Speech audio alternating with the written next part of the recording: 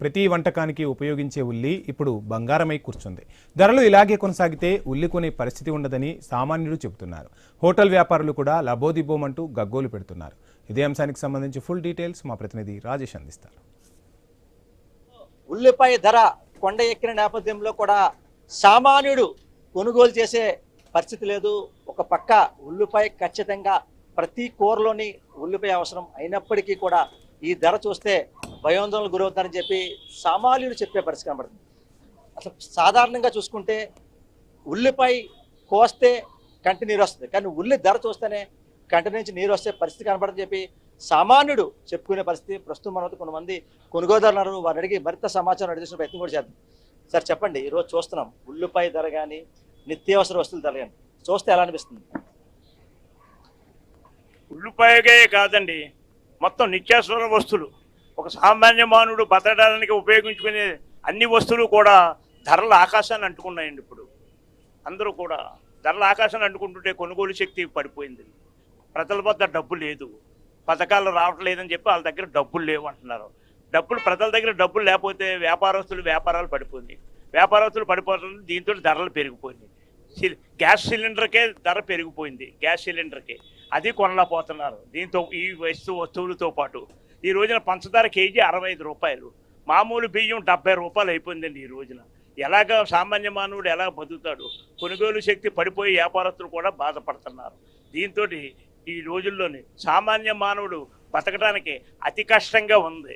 కావున ప్రజలందరూ కూడా గగ్గోలు పెట్టి ఒక పూట తింటే ఒక పూట తినలేని పరిస్థితుల్లోని దౌర్భాగ్యమైనటువంటి బ్రతుకులు బతకవలసి వస్తుంది. సామాన్య ప్రజల నుంచి కూడా ఆర్థిక ఇంకా పైకి ఉన్న వాళ్ళు కూడా వాళ్ళకు కూడా ఆర్థిక రేట్లు పెరిగిపోవడం వల్ల ఈ కూరగాయల వస్తువులు నిత్యావసర ధరలు ఇవన్నీ పెరిగిపోవడం వల్ల డబ్బున్న వాళ్ళు కూడా కళ్ళంపడి నీళ్ళు వస్తున్నాయి కొనడానికి. ఇప్పుడు చూస్తున్నా సార్, అంటే ఇప్పుడు కేంద్ర రాష్ట్ర ప్రభుత్వాలు ఒక సామాన్యుడి పక్షాన ఉండాలి. ఈ నిత్యావసర వస్తువులు కానీ లేక కాయగూరలు కానీ ఏదైనా అంటే ఒక సామాన్యుడు కొనుగోలు చేసే విధంగా చేయాలంటే కేంద్ర రాష్ట్ర ప్రభుత్వాలు ఎటువంటి నిర్ణయం తీసుకుని బాగుంటుంది? కేంద్ర రాష్ట్ర ప్రభుత్వాలు ఈ ప్రజలకు ఏం చేయాలంటే ముందు ఇంపార్టెంట్, ఇవాళ 100కి 90 మంది 95% గ్యాస్ మీద ఆధారపడి ఉన్నారు వంటలో. ఆ గ్యాస్ ధరల భారీగా పెరిగిపోయినాయి. గ్యాస్ ధరలు కేంద్ర ప్రభుత్వం చొరవ తీసుకుని గ్యాస్ ధరలు తగ్గించడానికి ప్రయత్నం చేయాలి. అలాగే నిత్యావసర వస్తువులు సామాన్యులకి పన్ను రేట్లు పెరిగిపోయినాయి, పన్నులు.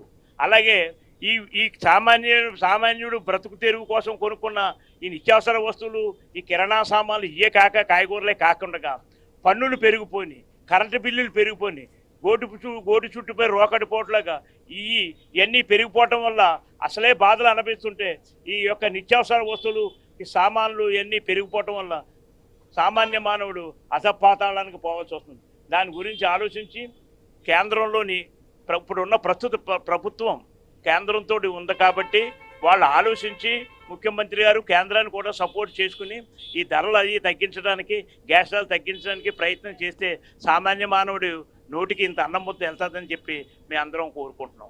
చూస్తున్నాం సార్, అంటే ఉల్లి ధర, అంటే ముఖ్యంగా ఉల్లి ధర 20 నుంచి 30 రూపాయలు ఉండే ధర ఈ రోజు 60 రూపాయలు పైబడి వెళ్ళిపోయింది.